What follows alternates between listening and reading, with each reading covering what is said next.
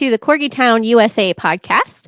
As always, I'm Candy Kemp, owner of Corgi Town USA, and in my lap is Chuckles, our spokescorg, and he is also the president of the Corgi committee. And with me always, I'm Catherine Cohen, mommy to Digby the Corgi and chairman of the Corgi committee, and also mommy to Wigan, the honorary Corgi. We have now renamed him an Australian cattle corg. an Australian cattle corg. Yes. And in studio tonight, Hammer has poked in a couple times as well. He has. But Booger is really enjoying the studio with us tonight. She's enthused. She is. She's being social. She's being social. Yes. And of course, Mortimer, and he is enjoying torturing her, and she's not. So you might hear a little a protest bork. Yeah. From now and then. And he definitely paws at his auntie cat to pick him up. So he will be popping in our camera frame. I'm sure. Up and down. So yeah, it's as always, Corgi Town USA, where the Corgis run the town. That's right. But I wanted to bring on a guest that cares for blind corgis, different kind of handicap. And this young lady has done some amazing work with caring for some of these corgis. And I have lots of burning questions. My first corgi went blind at the end of his life. Yes. That was age related. He just lost his eyesight at the very end, and he adapted quite well. So I have a little bit of experience with this, but I don't have experience with raising them up for their whole life. Yes, let's bring her on. So let's bring on Caitlin Whiteside. She cares for blind corgis. She does. All right. Caitlin, welcome. Hi. Thanks for joining us tonight. Of course. And without the light, you still look great. Thanks. You. Yeah, we're going hard tonight. Yeah. Now we're the end of the night. We start looking kind of rough. But you can't see that my hair is blue on the ends. And I know. Really, yeah. I'm sorry. Oh well. A lot of work. The sun went down on us. We've been partying that hard. Right. Well, we wanted to talk to you about this different kind of handicap, and we've talked to different parents of handicapped doggos.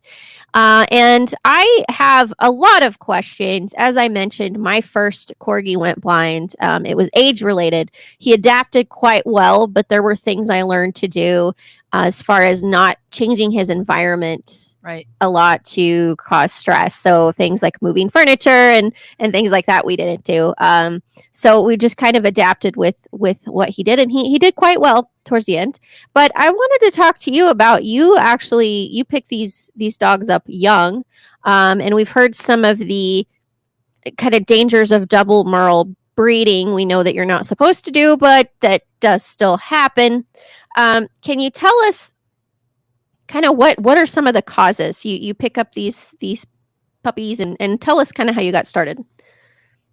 Yeah, so I got started because I've been a corgi enthusiast since I was very young, and I worked with some very reputable breeders. Well, my family did when I was a child, and we got our first corgis. And of course, through that process, we came across corgis, like all of us do, that were not bred well and had Merle to Merle, had genetic abnormalities. And without getting too much into the science of it, you end up creating genetic deficiencies where you have a lack of hearing, and a lack of sight, which are the most predominant issues that these dogs end up having.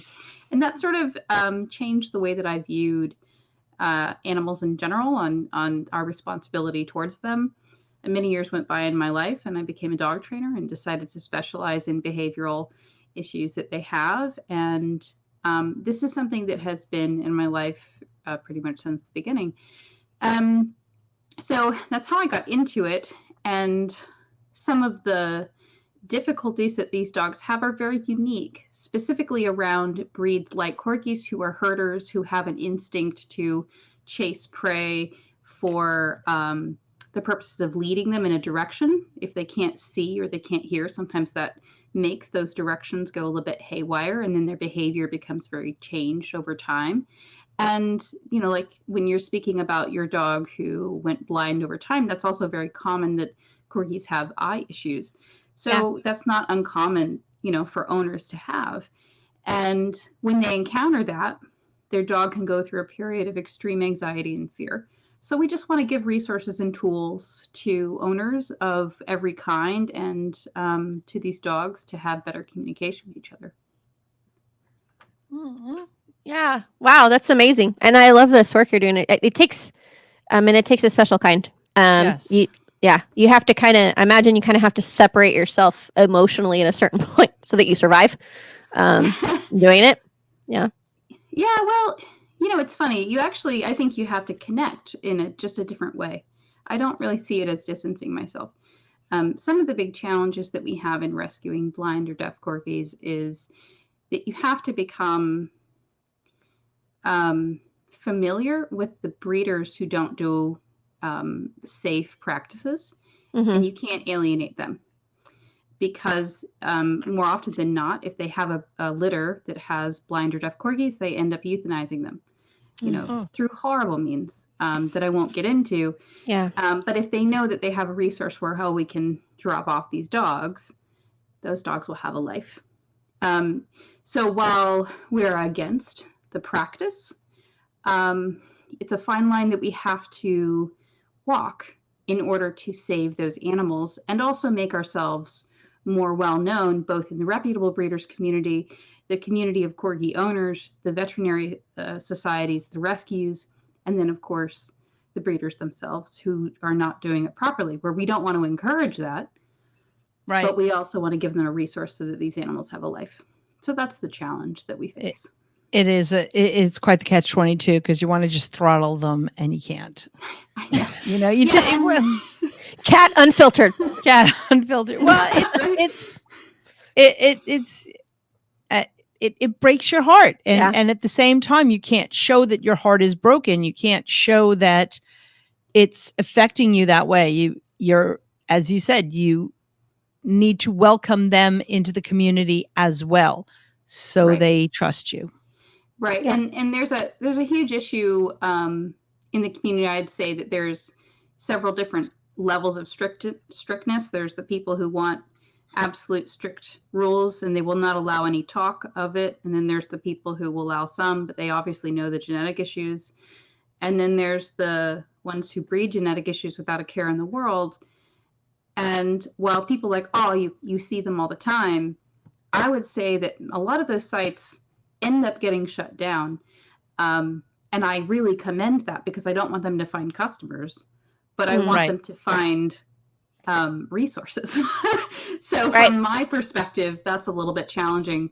My main focus, though, is on what are the dogs experiencing themselves and what is the purpose of training, which the training is about giving these animals a voice for communication with someone who can provide them resources, an owner or a person. And I think about training is such an odd thing in general with dogs. Like, if we have a hard time communicating with someone who speaks our same language and is of our same species and is my same age. Sometimes I have a hard time talking to like my husband.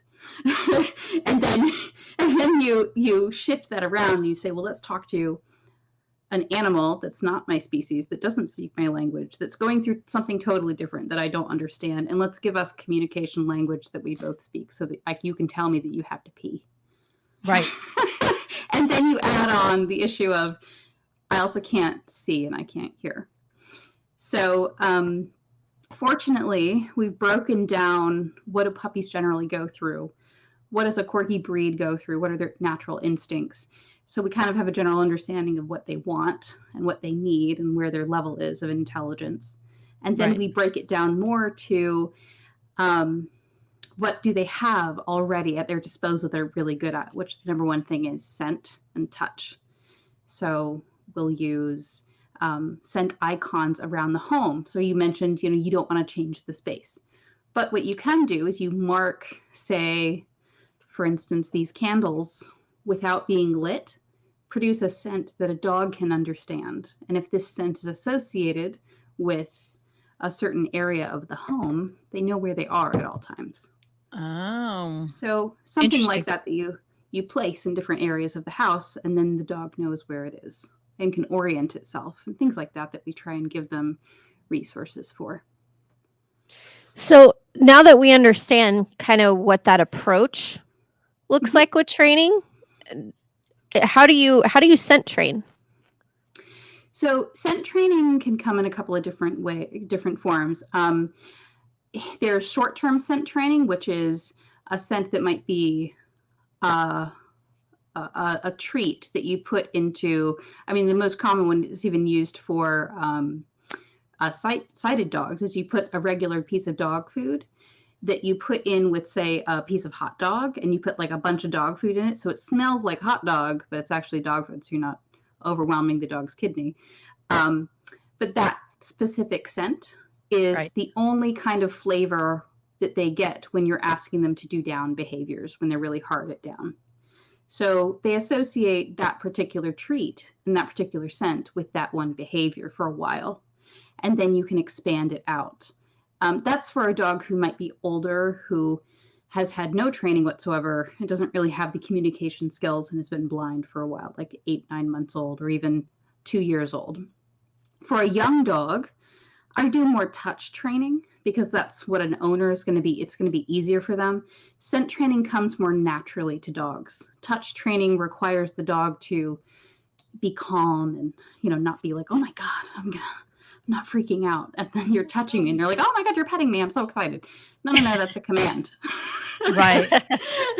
that doesn't happen with puppies. So there can be a couple of different resources that you use, but there's long-term scent training, which is, for instance, this candle without being lit. Again, this probably has a 5 to 10 foot radius that the dog can smell this before it encounters it without being lit.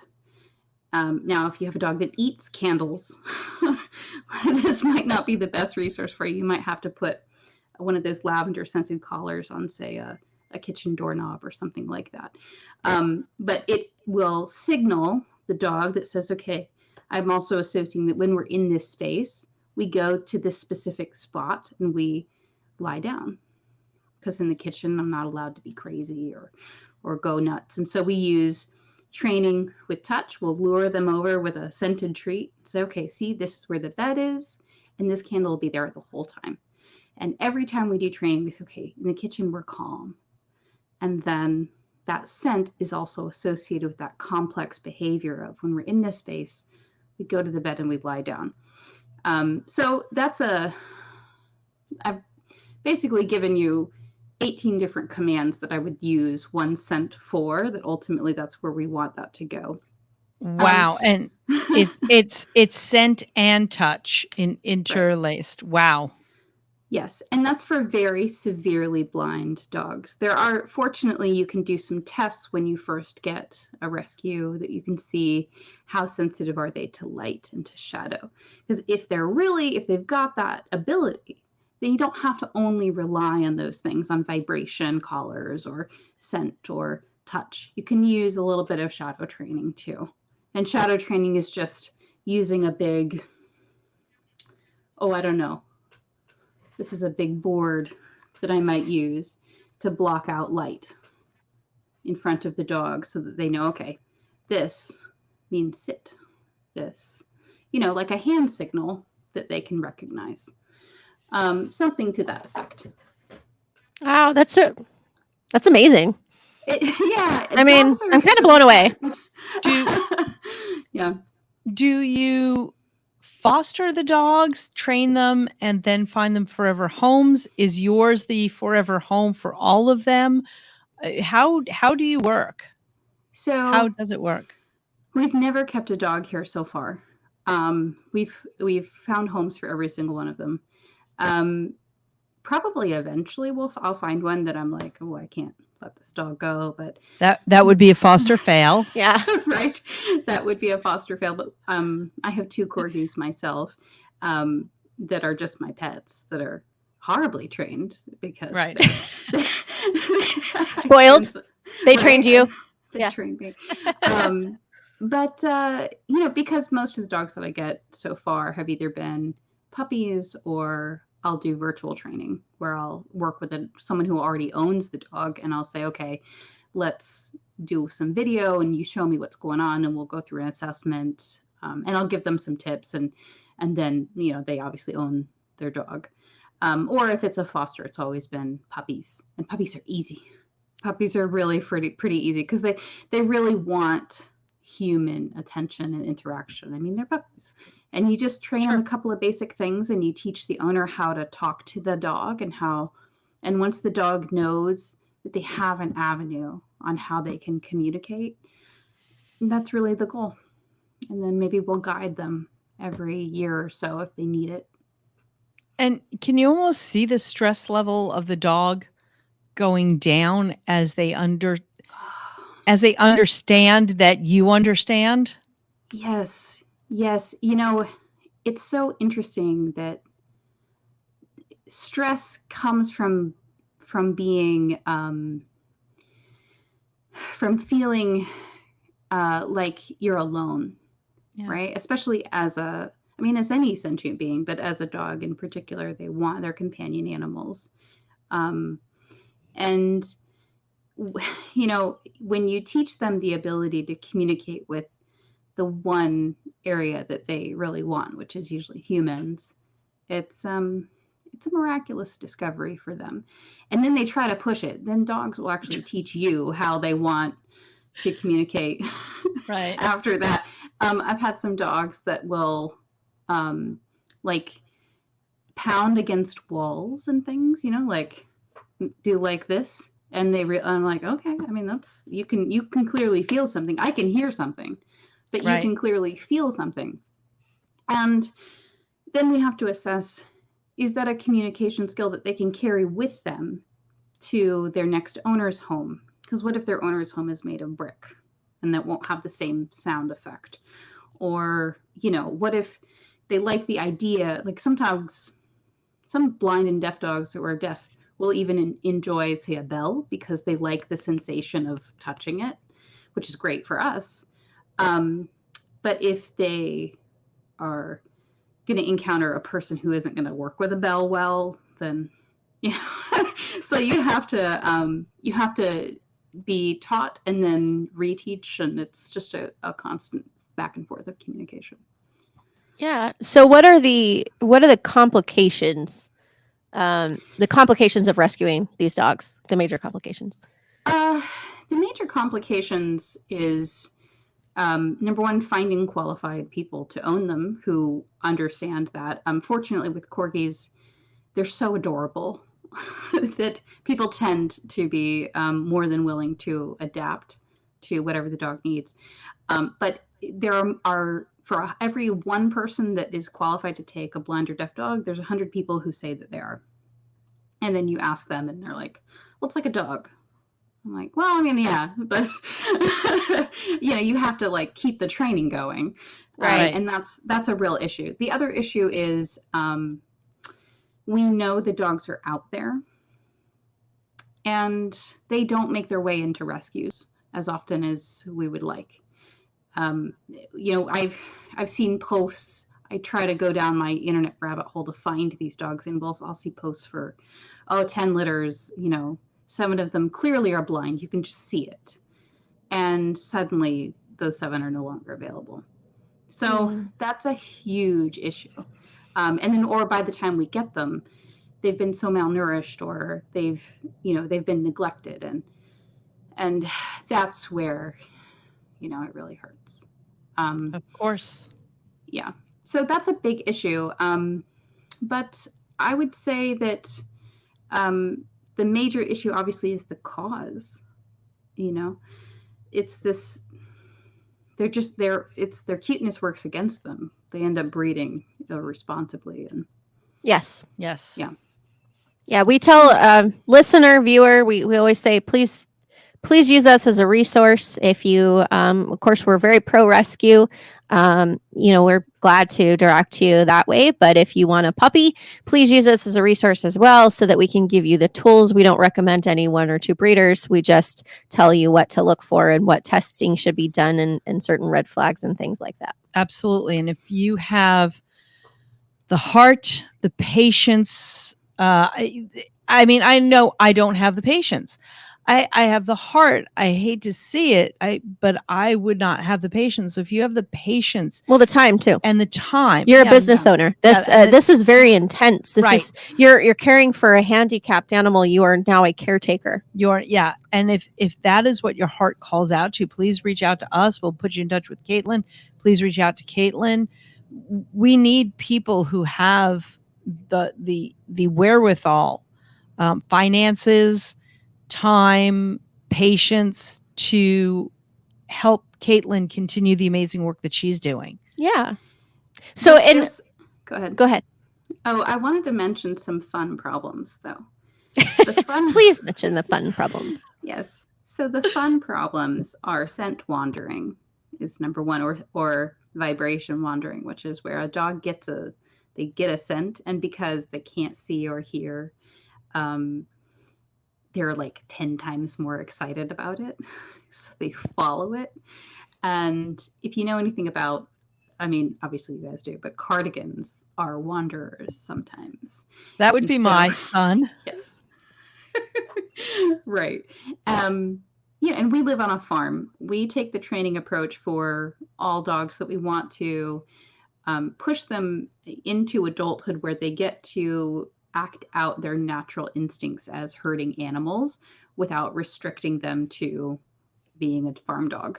So if they want to be, if they, like, our dogs are inside outside dogs, but they have goats to herd, and we teach them to do so. And we do the same for all of our rescues. If they want to, they can, and we teach them to do so. But if they're a puppy and they get a scent, they just go for it. They're like, oh, this is where we're going. And you can't have 10 in different directions. There's only 3 of us. So it's just this effort to run and grab them before, and also to make sure that sometimes you have to put little bells on these little animals so that you know where they are. The Corgi trackers. The Corgi trackers, yeah. So those are some fun problems that we end up having. That I would say also sometimes my assessments on how much a dog can see or not see, it shifts over time.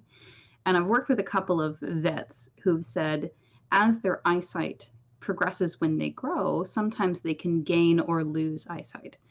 Wow. And I did not know that.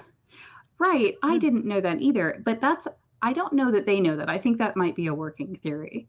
And I don't know what the criteria is for that. I'm not a veterinarian yet myself. But I'm interested to see. I would like eventually to maybe keep one of these dogs and actually do some blind and hearing tests on, does that shift over time? Does it become better or worse? Do some actual blood panels and see if there's any issues that shift biologically internally with some of these issues. That's amazing. That's what I'd like to do some research on as we go. Because we're just getting started. We've only been doing it for 2 or 3 years. Oh. So what are as you're rescuing, we were talking about double Merle breeding.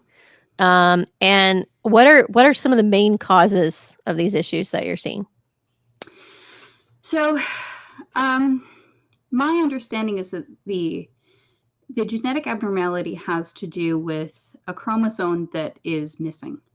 It ends up being missing when the genetics that cause, say, a Merle coloring, when you combine them together, it's like they displace a chromosome and they cause an issue to not create the optic nerve to function properly, or the hearing to function properly. And I don't know all of the science around it, but I'm curious if that ends up being, I don't know how that would be a developmental issue later on, or if that's something that maybe, because you do assessments on a dog every week for 6 weeks to try and determine how much they can see and how much they can hear when they're young.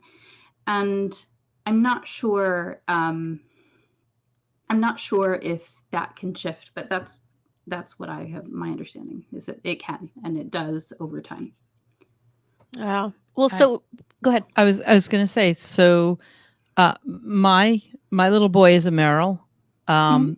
and I He's got some Merle. he has some We Merle, we think he's probably a Pembroke Cardi mix somewhere right? in there, maybe not directly. Mhm. Yeah, I haven't done genetics on him yet, and really I want to do 23andMe to see if he's Italian, but that's He is bilingual. he is he is bilingual, As everyone should be.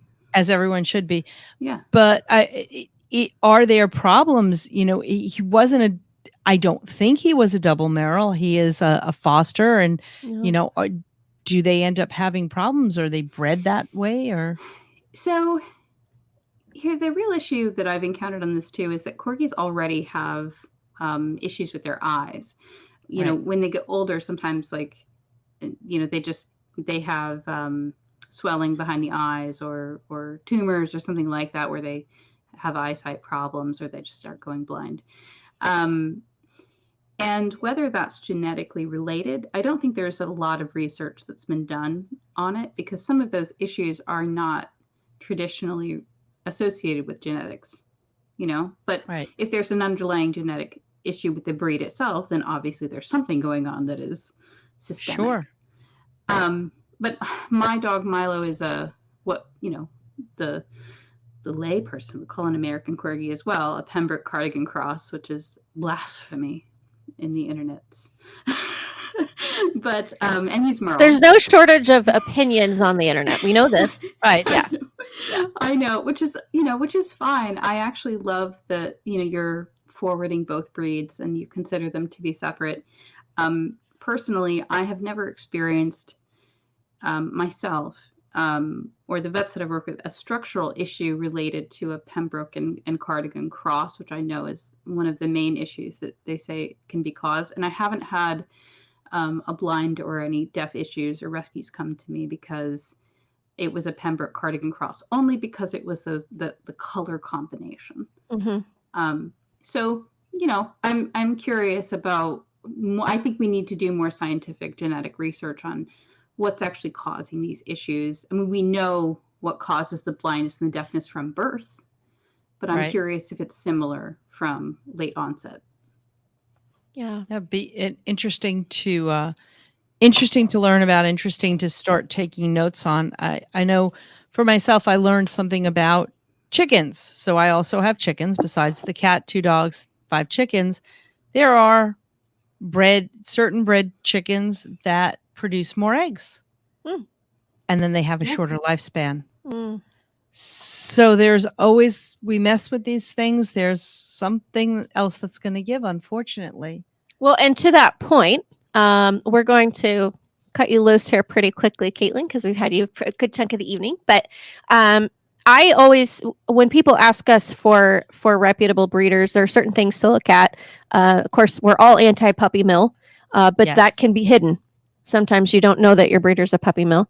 There are plenty of online scams out there, but we try to recommend that you go to one that you can physically visit, but also that protect the pups so that you can only see them after at least 4 weeks old or around that when it's safe for them to actually be handled by people. But Yes. also, if you can actually physically visit these places so that you can see the condition of the animals, where they are. If the breeder doesn't want you to see where they are at all, that's a red flag.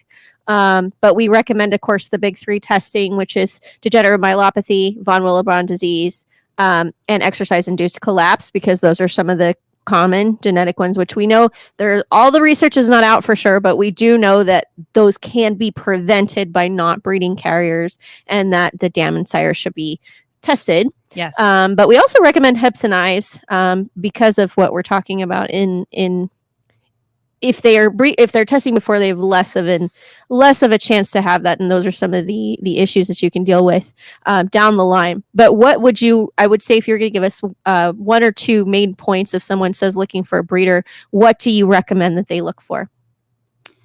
I recommend that they look for, and I mean, from a training perspective, I recommend that they look for a breeder who tries to teach basic socialization from the onset, from Okay. the first week or so, where they're playing with the puppies, they're putting them on with collars, they have leashes, and they understand some of these concepts even when they're very young, so that you're not kind of given a puppy who's shocked that you're going to do human things with them. Right. Yeah, Been in the crate since birth. Yeah. Right. Obviously, you can't put a 4-week-old puppy in a crate, but giving them the opportunity to sniff them in their environment and to go in and lay down and come back out.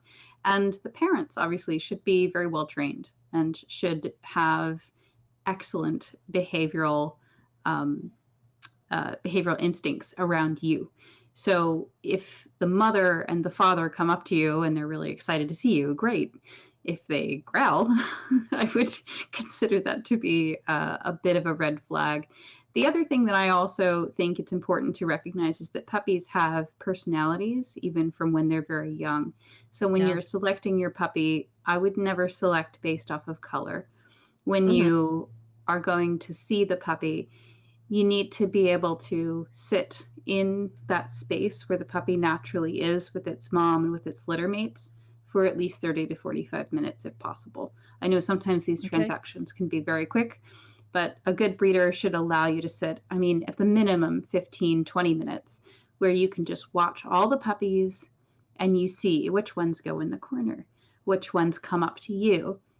And one is not necessarily worse than the other, but it is going to indicate what that puppy's going to enjoy later on in life. Know what you're in for. Yes, Right. absolutely.